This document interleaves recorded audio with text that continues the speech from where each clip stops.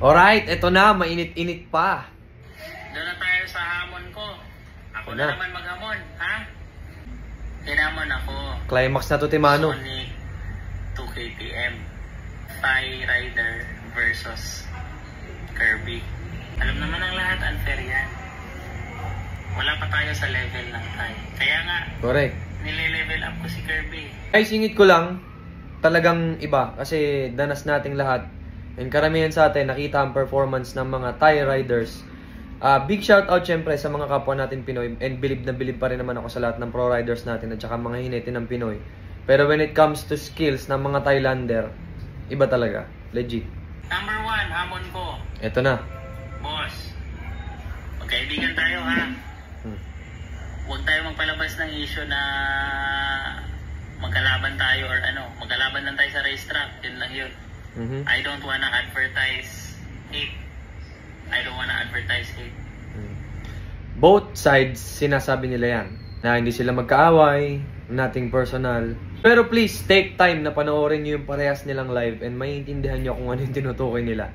And tingnan natin yung mga motor. Motor lang titingnan natin. We have nothing to do with both Boss R and Boss Axel Tevez. Wala. Wala tayong sides na pinipili dito.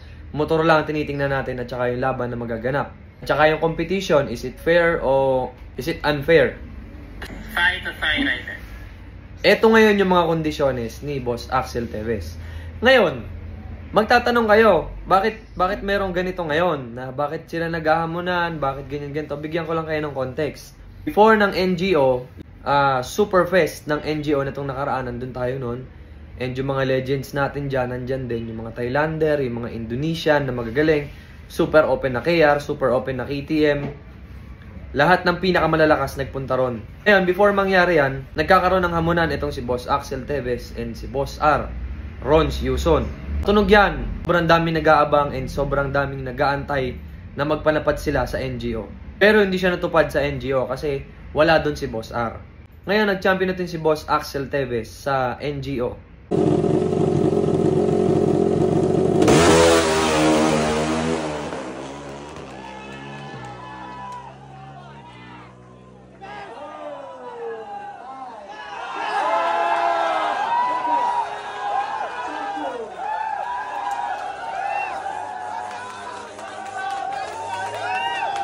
Tapos ayan, nagkandalabo-labo na, nagkakaroon na ng hamunan, nagkakaroon na ng something else. Nagkakaroon na ng konting heat on both sides. Kasi syempre, tataka sila, sabi ni Boss Axel, bakit wala ka dito? Parang ganon, parang ganon. Alam nyo naman, hindi ito yung exact words, pero nagkakaroon na ng parinigan. Pero bottom line, hindi sila nagpanapat sa NGO. Kaya nagkakaroon ng ganito ngayon, na parang may namumuo na paparating na naman na legendary na money game. O talagang labanan ng pinakamalalakas. This coming December, ang pinaplansya nila or nag-uusap-usap na sila, paano nila may execute itong laban na to? Hamon number 1. Hamon number 1. Hamon number 1. Sonic versus KTM ko. Thai to Thai rider. Thai to Thai rider. Sonic versus KTM. Ang hinete ni Boss Rons Yuson dito, alam naman natin, si Bank. And ang hinete probably nitong si Boss Axel Tevez si Ibon Ball na talaga namang champion at mga top rider yan, dalawa na yan. And para makita nyo yung Sonic ni Boss R, kasi kukunti yung mga clips na nakikita natin yung Sonic ni Boss R. Ito yung Sonic ni Boss R. Ayan, pakita ko lang sa inyo. Open rider, open weight, open gas.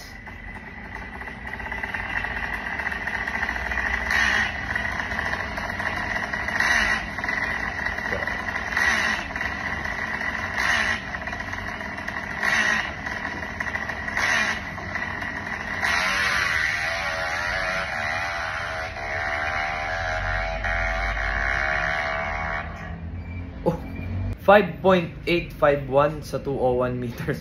Napakatuling yan. Hindi ko alam mga kapwa kung ano yung exact na oras nila Boss Axel Tevez kasi ganyan naman yan eh. Hindi nila basta-basta nare-reveal ang exact nilang oras. Lahat ng mga racers, drag racers, alam nila yan. Bihira ka makakita na magre-reveal ng oras nila sa 201. Bihira ka makakita niyan. Kasi may times na pwede kang basagin. Yun yung tamang term. Pag nakita yung oras mo, pwede ka nilang basagin. So, dapat ma-break nila yung oras mo, ganyan ganito. So, probably, hindi naglalayo ang oras nila. Bukod pa sa reaction time, pero good game pa rin to. Open Sonic versus Open KTM. Magandang laban to.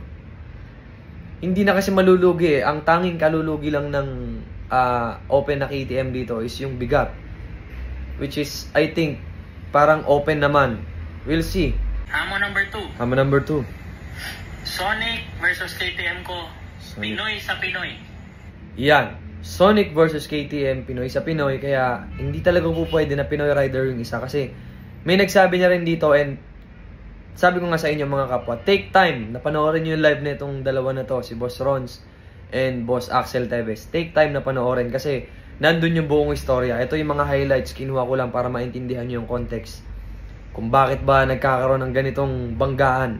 Hindi mo kasi pwede talagang gamitin ang rider na Pinoy tapos yung kabila Thai rider. Kasi sasabihin, or lalabas dyan yung mga words na sasabihin, lugi yung Pinoy kasi Thailander yung yung hinete.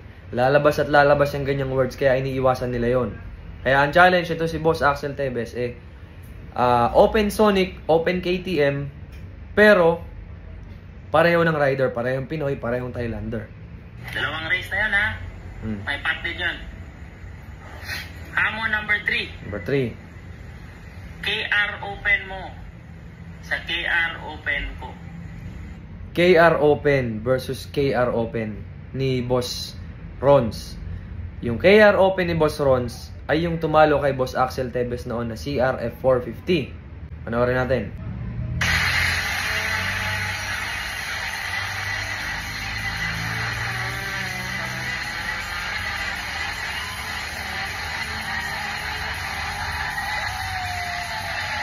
Alam nyo na yung tinutukoy ko mga kapwa. Kaya yun yung sinasabi natin na Open KR ni Boss R.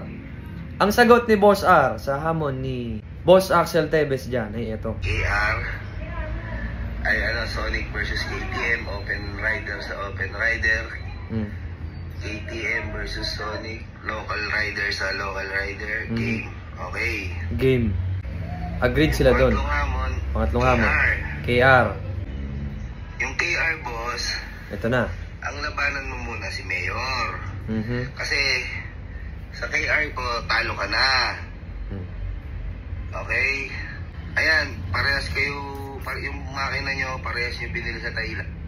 So yun, hindi ko natutuloy. Basta panoorin nyo yung live nila and take time kasi maganda at maintindihan nyo talaga lahat. Other issues na hindi natin matatakal dito, lahat nandun. Pati yung mga pagbili-bili ng mga makina or what, something like that, nandun sa video nila. The thing is, hindi magtatagpo yung pangatlong challenge na Open KR sa Open KR. Sunod na hamon. KR to KR ulit. Hindi mangyayari. Pinoy Rider sa'yo, Pinoy Rider sa akin. Not gonna happen. Klaro? 4 yan. Dagdagan pa natin pan 5. Kotse sa kotse. Ito. From this moment on, hanggang sa dulo, nagkakaroon na dito ng something na personal, which is hindi naman talaga may iwasan. Kahit pa sabihin nila na no hate, just love, magkaaway lang ang motor, magkaaway lang sa loob ng racetrack, meron pa rin at meron konting konting pamimersonal. Hindi mawawala yan.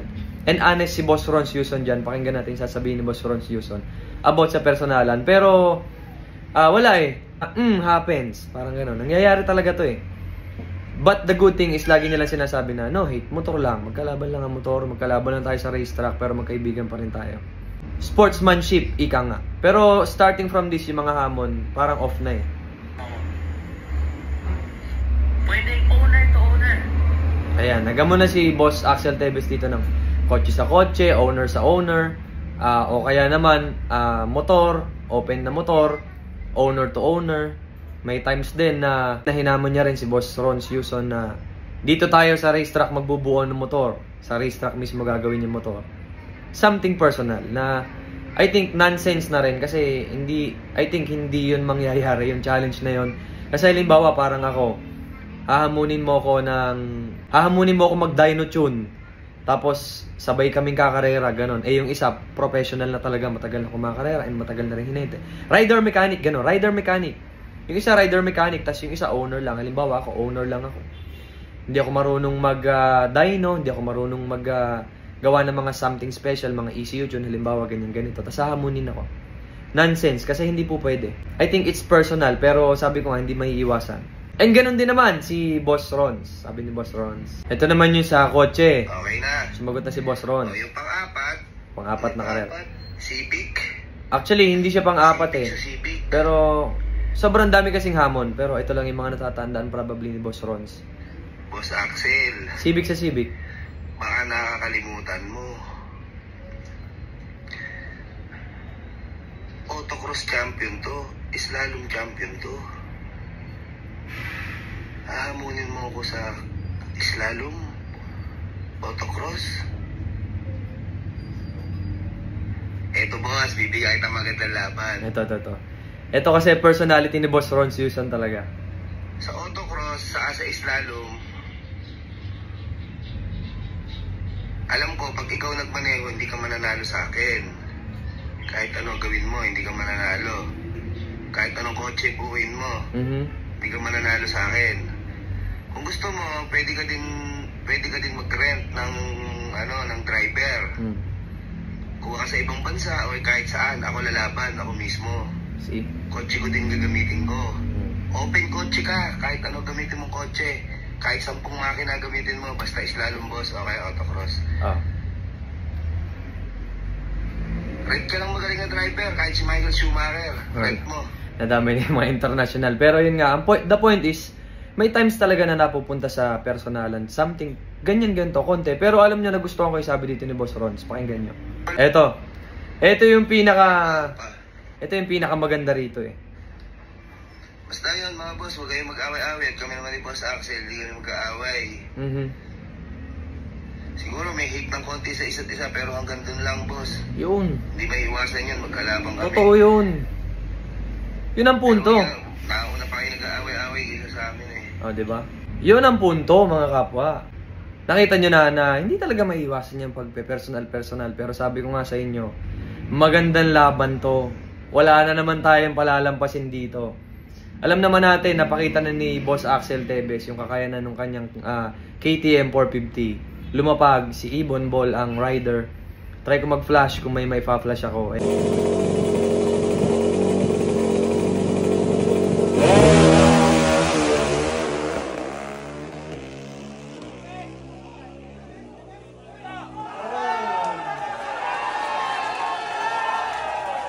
Malakas! Talagang napakagaling na hinete, napakalakas na motor. Tinalo nyo yung Techno Tuner, napakagaling nun sa Indonesia mga kapwa, kung alam nyo lang. Tinalo rin nyo yung ibang riders, sila Arm Rayong.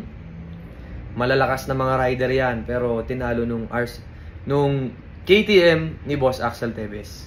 Kaya ngayon, etong binubuo, napakagandang matchup nito. Pero mahirap man siya kasi kailangan talagang plansyahin. Antayin natin yung official nila na talagang sila yung magpo-post. Talagang magkakaroon ng final na desisyon. And na-mention din dito yung kay Boss Rowan na mapapasama din yung kay Boss Rowan. Kaya talagang sama-sama ang mga malalakas dito.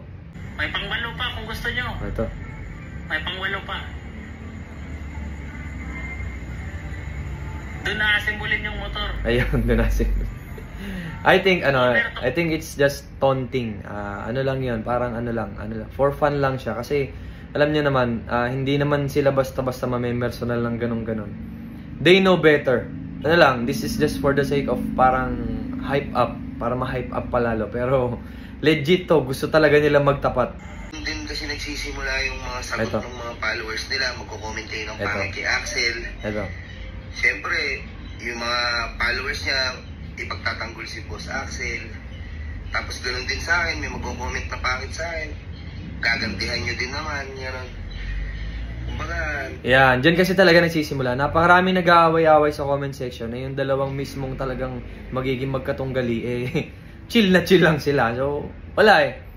I think gusto talaga nila magkarera and I think this is gonna be good. Antayin to ng lahat ng tao and sobrang dami na naman manonood sa NGO Philippines. Sigurado abangan ko rin to. Matindi to, Sonic versus KTM na super open gas. I don't know kung ano yung mga rules nila pero I think this is gonna be good. I think iniisang tabi na rin naman nila yung mga hate at saka yung mga nangyari, mga nasabi nung nakaraan. isasantabi na nila yan. Kasi at the end of the day, eto pa rin lagi ang ending. Eto pa rin ang ending.